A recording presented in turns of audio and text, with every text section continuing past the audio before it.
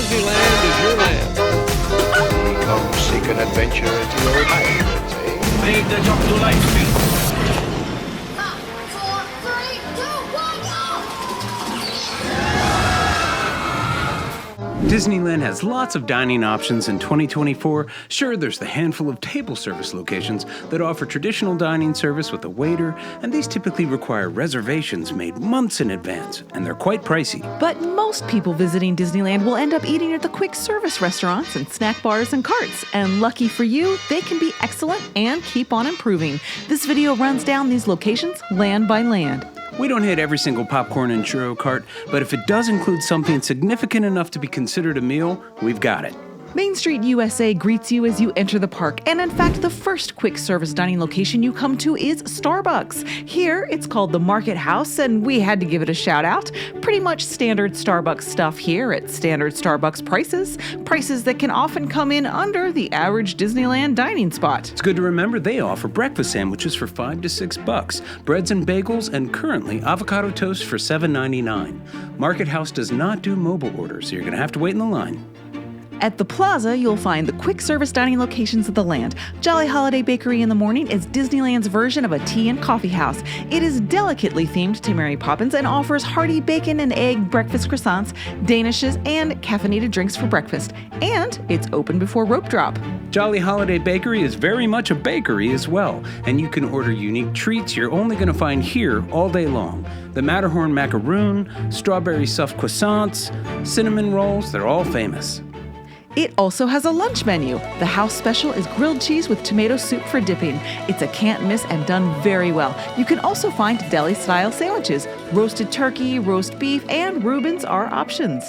On the other side of the hub is a Victorian dining house, the Plaza Inn. This spot offers one of the most sit-down table service experiences while still being considered a quick service restaurant. You get your food cafeteria style, pay, then sit, inside or outside, and then your tables are bussed for you. The prices here are higher than your average quick service spot. It's $20 for the famous fried chicken that comes with mashed potatoes, gravy, and green beans. The portions are huge, and it's some of the best fried chicken we've ever had anywhere. You can also find pot roast and salmon stations and massive Cobb salads. And if that doesn't float your boat, they have penne pasta with various sauces that are okay. The chicken, salmon, and pot roast, however, are excellent.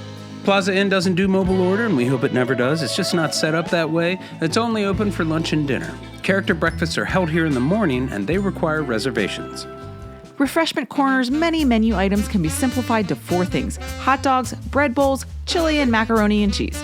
The chili cheese dogs are good, but if you want to have a real historical Disneyland moment, order some chili and enjoy it on Main Street USA just like Walt Disney used to do. Also worth noting, the fancy hot dogs tend to be $1 or $2 cheaper here. Couldn't tell you why. Across the street is the Little Red Wagon. This classic food truck sells delicious corn dogs that we guarantee are a step above anything that you can get at your grocer. Despite the costs, which keep climbing, these are so good they're worth trying. Also a note, this is the first place on the list that doesn't have any seating, so find a bench or eat them on the go. In Tomorrowland, the Galactic Grill, one of the highest volume kitchens in the park, has burgers, wrapped salads, chicken tenders, and this year, fish and chips that are delicious. A regular cheeseburger costs $13.29 across the park this year, but you can also get the Meteorite Burger, which is an Angus beef and vegetable patty with spiced bacon, smoky chimichurri relish, avocado mayo, Havarti, and crispy peppers on a toasted brioche bun, served with a choice of 2 mandarin oranges or a side of French fries for $15.99. That's not far off what a Big Mac meal costs. In some places it's less, and it's pretty darn good. Here's a massive money-saving tip. Don't buy sodas or sugary beverages in general at Disneyland if you can.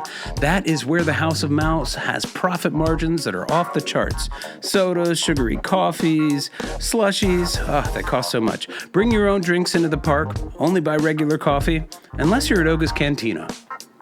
Galactic Grill also has a breakfast menu. Not every counter service place does. This is a go-to for a quick breakfast sandwich or a wrap on the move. If your kids are lovers of the pizza, there's really only one spot that brands itself as a pizza place at Disneyland: Alien Pizza Planet in Tomorrowland. While it is beautifully themed, we're going to be honest, we're not fans. Disney has figured out a way to get $70 for a so-so pizza, as it costs $8 to $9 a slice. On the other hand, the garlon, or garlic bread, and salads are excellent and reasonably priced. There's a Caesar and a Mandarin chicken salad at $10.99 that are both filling. There are several pasta dishes as well as fusilli with red or white sauce, but these have gotten better this year. There's a grilled chicken and stir-fried vegetables served over noodles, tossed with sesame ginger sauce for $12.99, and a ricotta pasta with wilted spinach, chimichurri spiced ricotta, and chef's choice of pasta in a blush bolognese sauce. Not bad. In Fantasyland, the largest restaurant is the Red Rose Tavern, and it is delightfully themed to Beauty and the Beast. It has a selection of burgers, chicken sandwiches, and flatbread pizzas on the menu. There's always a cheeseburger and cheese pizza, but there's always something else with some more flair. Right now, there's the Viva la Bacon burger and a chicken cordon bleu sandwich that look really yummy. It also has a very good breakfast menu with breakfast sandwiches and pancakes for your morning. It has indoor and outdoor seating options, and we always recommend getting a table first here as they fill up. Fantasyland is also home to Edelweiss Snacks, a snack stand near the Matterhorn bobsleds. Here, snacks have big portions. This spot is the go-to for giant Disney turkey legs. They're not as popular as they were, but you can still find them here. Edelweiss Snacks also has a bratwurst sandwich, which is pretty mellow as far as brats go, topped with sauerkraut for $11.49, and pretzel bites are on the menu now, but you can often find Mickey-shaped pretzels here as well. And don't forget about Maurice's Treats, over behind the Royal Theater. Maurice is a hidden gem in the morning. They have danishes, cinnamon rolls, ham and cheese, and chocolate chip croissants. And it has the signature Boysen frozen apple freeze, which is a long-time menu item in this spot. Troubadour Tavern is easy to miss unless you attend a show at the Fantasyland Theater. Originally opening as a snack stand for Videopolis, this spot has found a fun niche in the Disneyland market: baked potatoes and sambusas. There's always some variety of baked potato on the menu. Most recently, in support of Tale and the Lion King, you had the Asante Sana Sambusas as well, which is a pastry filled with curry, spiced potatoes, and mixed vegetables served with mango chutney for $10.99. And there was the Serengeti stew that has roasted chicken and chermoula sauce with steamed rice and roasted kale. It's not your average theater snack bar. Adventureland has some delicious snack locations, but it still struggles to offer a full meal in our opinion. The Tropical Hideaway has become a go-to spot for Dole Whip, where you can get multiple flavors as opposed to the pineapple only that you can get at the Tiki Juice Bar. They also offer steamed baos in 3 flavors. One is spiced veggies, another is roasted pork, and another chicken and squash. They're all very good, but the portion seems small for this price tag. Nonetheless, the trio, which costs $17.49, could be pretty filling and considered a meal. The Bengal barbecue has skewers of meat and veg roasted over an open flame grill. The smell fills up the whole land, and it lures customers in all day long. It is truly delicious. There are 6 different skewers here and usually cost $6 to $7 a pop. There's beef in either a sweet or spicy sauce, chicken, bacon-wrapped asparagus, pork belly and hoisin sauce, and a vegetable skewer. They're all excellent, and you can see them cooked in front of you.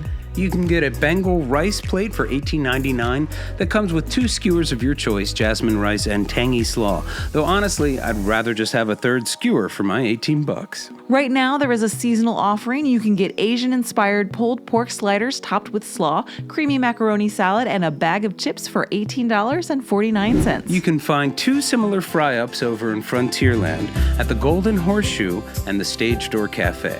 They share a kitchen and a building. Stage Door Cafe has outdoor seating, while the Golden Horseshoe is one of the oldest theaters in Disneyland and a historical gem. The menu here has improved over the years, but the heart of it is the deep fryer. Chicken tenders, fish and chips, mozzarella sticks, and corn dogs all get fried up to golden, mouth-burning perfection. We particularly recommend the mozzarella sticks. They are so good. The largest dining location in Frontierland is Rancho del Zocalo Restaurante. This is the Tex-Mex spot in the park. It has huge burritos with your choice of protein in a Sonora and Guadalajara style. The trio of street tacos and cauliflower tacos are really good. The grilled half chicken here is almost as good as the version found at Tiana's Palace, and there's a trio of cheese enchiladas on the menu too. This spot is really beautiful, always has lots of available seating, and it's only open for lunch and dinner. It doesn't do mobile ordering. There's also a snack stand in Frontierland by the riverboat landing that has chimichangas and elote, or corn on the cob on a stick with Mexican flavors. One thing is, this snack stand does not support mobile ordering, and trust us, it's worth the wait. The last big burger joint in the park we're going to talk about is found in Critter Country, Hungry Bear. It's only open for lunch and dinner, and it has a similar selection of burgers, chicken sandwiches, fish sandwiches. One different item is the barbecue chicken salad here, which is always good. The prices here are similar, but nothing over $15. Hungry Bear has outdoor seating along the rivers of America. It's lovely, but it's also pretty busy as it's on the path to Star Wars Galaxy's Edge. Harbor Galley is a unique spot, not really feeling like it's part of Critter Country, which it technically is, but not being in New Orleans Square either, to which it's connected underground. The galley has bread bowl soups. Currently you can get clam chowder, corn chowder, and vegetable stew, but these will rotate. What sets Harbor Galley apart is the lobster roll. This is the only spot to grab seasoned lobster with celery and onions on a buttered roll topped with fresh chives and served with chips.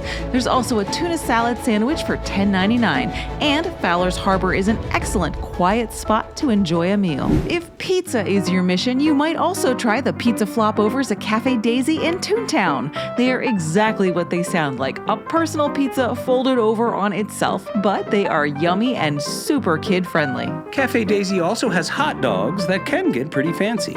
The dressed up dog is a foot long with chili cheese sauce, mac and cheese, Parmesan potato crispies on it, and it comes with house-made chips, which are really good. For snacks, there's also Good Boy Grocers, Pluto's own picnic spot. It has most, if not all, of the snacks you'll find at similar food carts around the park. For $25.99, you can get a souvenir picnic basket and choose 3 of these snack items and a beverage to go in it. I can't say it's a bargain, but it is a fun item that's themed to Pluto's role in Mickey and Minnie's Runaway Railway. Make sure to watch for Pluto saving the picnic basket throughout the ride. New Orleans Square offers some of the most elevated dining in the park. It has the best table service dining in the park, exclusive clubs, and amazing French Creole flavors. As far as quick service locations, there are 3, and you deserve to experience them all. The Royal Street Veranda is just a window counter with some tables around it, but the food is beyond incredible. It has breakfast items now, serving waffle Cristos, rosemary ham, turkey, and Swiss waffles, dusted in powdered sugar, served with a side of strawberry preserves and maple syrup. Wow. For lunch and dinner, they serve clam or corn chowder and vegetable stew in bread bowls. They also have pimento cheese fritters on the menu this year, which melt in your mouth. But perhaps the best quick service location in the park right now, at least in our opinion, is Tiana's Palace. This refurbishment of the French market also shook up the menu, making the great even better.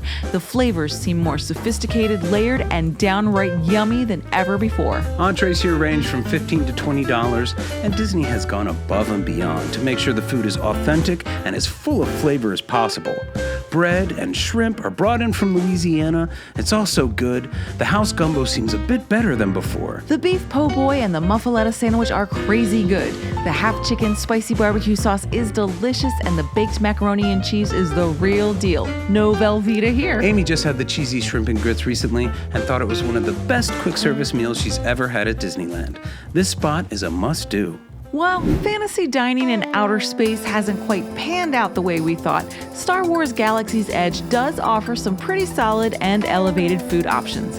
Docking Bay 7 has a menu that is unlike most other quick service locations at Disneyland, where instead of wraps, salads, and sandwiches, you can get more of a sit-down hot dish style meal. The fried chicken, or tip yip, is now appearing in 2 dishes. Tip yip is a crispy fried chicken on top of roasted pepper mash with country gravy and charred broccolini.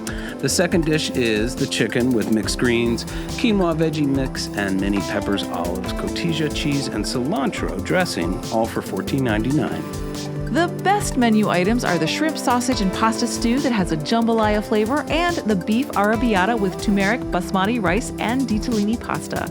Both are complex, well-designed, and delicious, and that is reflected in the $17.99 price point, a pricier option for sure.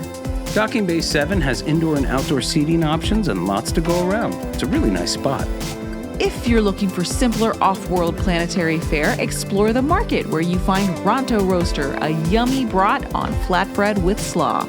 Notable is that there are breakfast options. You can get a breakfast wrap with sausage, egg, and cheese for $13.49, as well as a plant-based sausage option for $13.99. And with that, we end our journey across the quick service dining locations of Disneyland USA in 2024. Thanks so much for joining us. Please like and subscribe to the channel and share us out there so we can grow and keep this thing going. This is TC. And Amy saying, may the light in the firehouse window always shine brightly. And may your dreams always come true. See you in the parks.